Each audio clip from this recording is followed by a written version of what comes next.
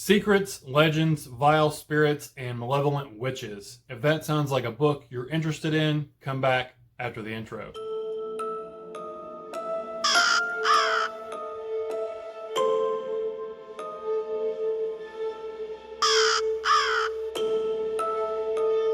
What's up, everybody? My name is Brad, and today I'm back with another book review for you guys. If you happen to be new to the channel, I read a lot of Indian small press horror, a little bit of fantasy, a little bit of sci-fi.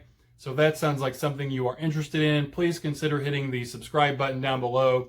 Check out some of the other content on the channel, and maybe you'll discover a book that you enjoy. But for today, like I said, we're here for a book review, and we're going to be talking about The Malan Witch. The Malan Witch, I'm going with Malan Witch by Cavendish. This is put out by Silver Shamrock Publishing, and basically, like always with them, the cover art, it is by Elder Lemon Designs, which is Keelan Patrick Burke. Their covers are always solid with the Silver Shamrock books. And something I've noticed they've been doing with their newer books, they've been adding this interior art at the beginning of the chapters, which is really cool. This one is a witch burning at the stake. Really cool stuff here. I'm really liking the products that they put out. Nice covers. Nice big font size, interior artwork they're starting to put in there. Just quality products they're putting out over at Silver Shamrock. So this is my second experience reading Catherine Cavendish. I think around this time last year I read her book, The Garden of Bewitchment, and I'll link to that review up in the corner if you're interested in. But for me, I'm drawn to books about witches and witchcraft. There's just something about these wickedly vile and heinous creatures and beings that are imbued with this evil magic and these arcane abilities they sort of have an affinity for. And I don't know if I've talked about this on the channel before or not, but combine that with the fact that I myself might actually be possibly distantly related to someone in real life who was accused and hanged for witchcraft, and that would be John Proctor. He was hung during the Salem witch trials. He might be a very distant relative, which just sounds really cool, seems really cool to me.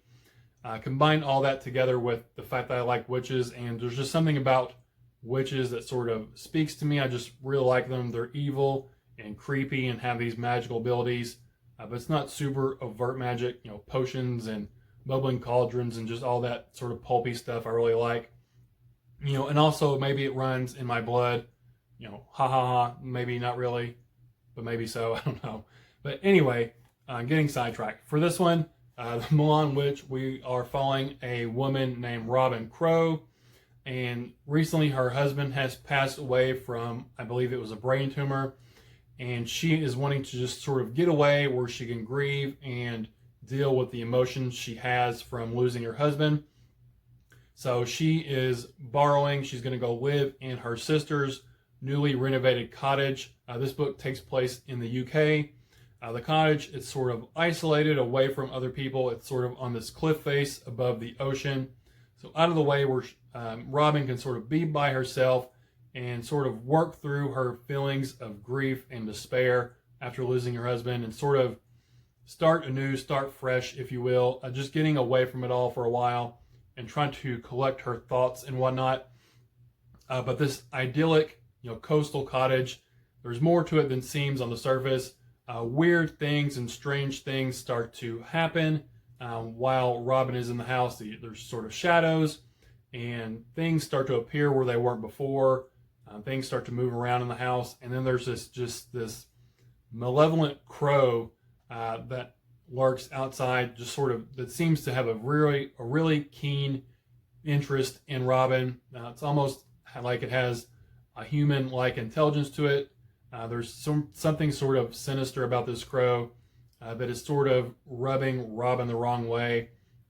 Just something feels off about it. So nearby is sort of this small village where for some reason everyone seems to sort of be related, and Robin is having a conversation with the cafe owner. The cafe owner asks her where she's staying, and she says she's staying at Malan Cottage. And that seems to have these alarm bells, warning bells go off. And Long story short, Robin discovers through talking with this cafe owner that Malan Cottage, the site where her sister's cottage is, used to be the site of these two witch sisters from centuries before who practiced witchcraft and just did these heinous acts. They were burned at the stake and their spirits somehow were trapped there. And that seems to maybe be possibly what Robin is experiencing.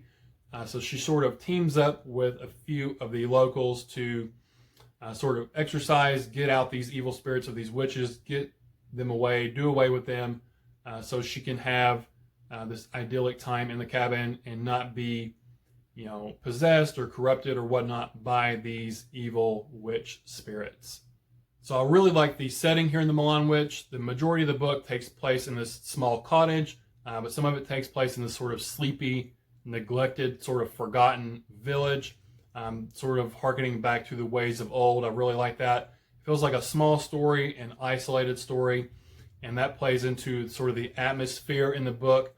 Catherine Cavendish does a great job of building this foreboding atmosphere, not only outside where we're on this cliff face, the cottage is nestled next to the cliff face. You can taste the salt water in the air.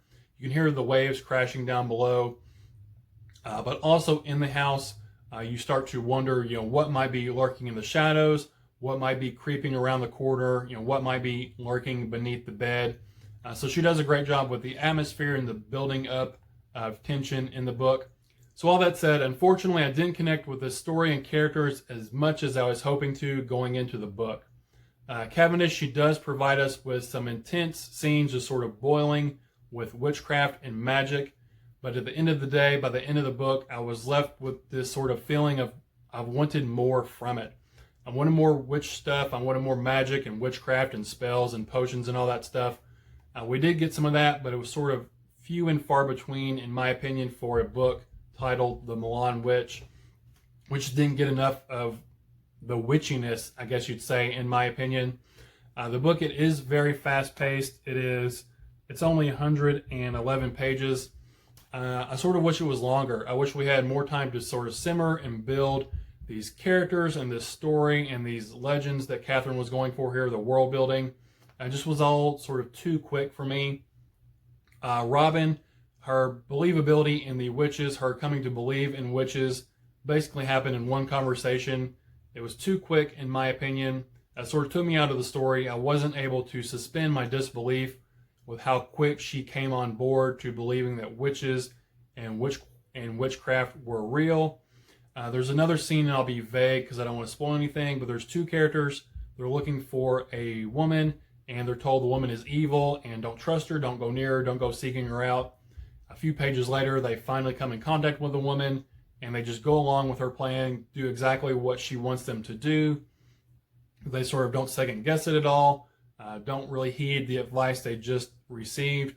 I didn't really like that. That didn't sit well with me. It sort of felt like that advice was ignored, or that it was forgotten that this woman was supposed to be evil, and they just went along with her anyway. And then, that's all sort of going to, it just felt too fast-paced in my opinion. And then finally, sort of the build-up for this climax, this conclusion, this grand payoff, it didn't pay off for me as well as I wanted it to, and sort of the ending battle, if you want to call it that, was a bit anticlimactic, again, in my opinion. This is all my opinion. I've seen other reviews for this already, and I seem to be in the minority, not liking it as much as other people have. So yeah, just take it with a grain of salt. This is just my opinion on the book. You can't love every single book that you read. With all my issues aside, though, I did not hate this book by any stretch of the imagination. There's still some really well done scenes. Cavendish's writing is solid. She still builds this great tension-filled, dread-filled book. It's atmospheric, but some stuff just didn't quite work out for me as much as I was hoping for. But in closing, atmospheric and bubbling with witchcraft, The Malan Witch by Catherine Cavendish is an isolated, fast-paced tale of witches and the occult. Like I said, I seem to be in the minority for this. I didn't like it as much as others have. So if you are into witches and witchcraft, definitely check it out for yourself. give it a read, and maybe you'll like it more than I did. For me, it was good to okay, so I'm giving it 2.5 stars, which will round up to 3 for Amazon and Goodreads, just sort of, you know, right down the middle. It was an okay to good book for me, in my opinion. But that's all I have for you guys today. Like I said, definitely check it out for yourself if you are into witches and sort of setting in the UK, you know, isolated small cottages, that kind of setting. You know, you might really like it more than I did. But that's all I have for you guys today, so thank you for spending your time with me. Again, my name is Brad, and I'll talk to y'all later. Bye.